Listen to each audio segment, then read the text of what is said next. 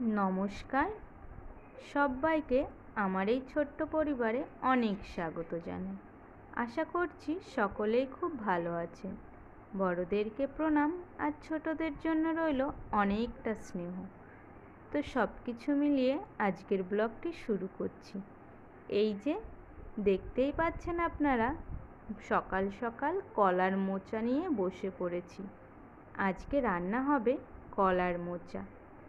মাছ মাংসের যেমন একটা অন্যরকম টেস্ট, ঠিক তেমনি এই মোচাটারও একটি ভিন্ন স্বাদ আছে, সেটা খুবই ভালো লাগে।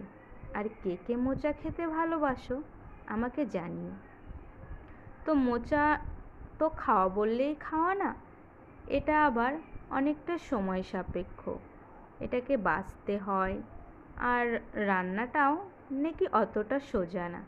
সেই জন্য এটাকে মা বলে একটা ঝামেলার রান্না। তো যাই হোক, খেতে তো হবেই। সেই জন্য এই যে এই মোচা দুটো আমাদের গাছে হয়েছিল, তো সেখান থেকেই পেড়ে নিয়ে আসা হয়েছে। আর আমি মোচার যে অংশগুলো ফেলে দিতে হয় সেগুলোকে বেছে দিয়েছিলাম। আর মা এখানে মোচাটাকে কেটে নিচ্ছে। মোচা কাটা নাকি অতটা সোজা নয়, এটাকে খুব ফিনিশ করে কাটতে হয় মা বলছিল। তো এই যে মা কাটছে, তারপরে আর ক্যামেরা করা হয়নি। একেবারে মায়ের রান্না পর্ব শেষ হয়েছে, তারপরেই এই যে একটু ক্যাপচার করলাম। তো দুপুরে খাওয়া দাওয়া করে নিয়েছি। মোচা ছিল আর ছিল মাছের ঝোল। তারপরে এই যে একটু বসেছি, আর বড় মা দেখি ঝাঁটার কাঠিগুলো তুলছে। আর এই যে এখানে ঝাঁটার কাঠির যে পাতা, সেটা দিয়ে চশমা বানিয়েছে। হ্যাঁ, আমন সোনা এই যে নিয়ে আছে। জানেন তো, ছোটোবেলাতে আমাকেও বানিয়ে দিত ঠিক এমনি করে ঘড়ি, চশমা। সেগুলো পেয়ে কত খুশি হতাম। কি অসাধারণ ছিল শৈশবটা। এখন এই যে ভাবি, কত সোনালি দিনগুলো কিভাবেই কাটিয়ে এলাম। তারপরে 5টা নাগাদ একটু বাজারে যাচ্ছি।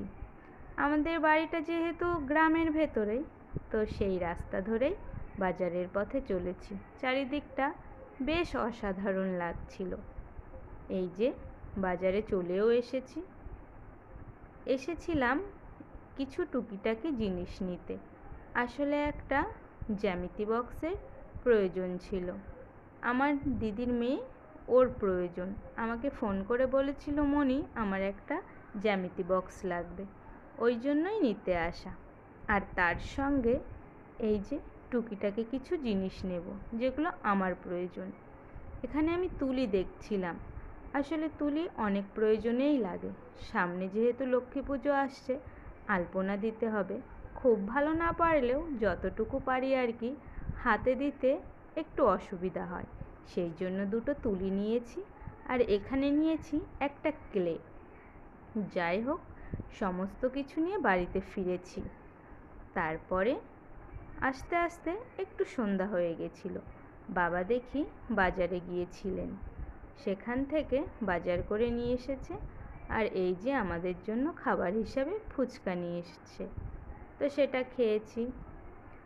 আর তারপরে এই যে দেখুন বিচ্ছুটা আমার একটা টি শার্ট পেয়ে পরে নিয়ে কত আনন্দ করছে, দেখতে বেশ লাগছিল। তো সব কিছু মিলিয়ে বেশ এতটুকুই ছিল আজকের ব্লগটি। আপনাদের কেমন লাগলো অবশ্যই জানাবেন। দেখা হবে আবারও কোনো অন্য ব্লগে। সবাই ভালো থাকবেন, সুস্থ থাকবেন।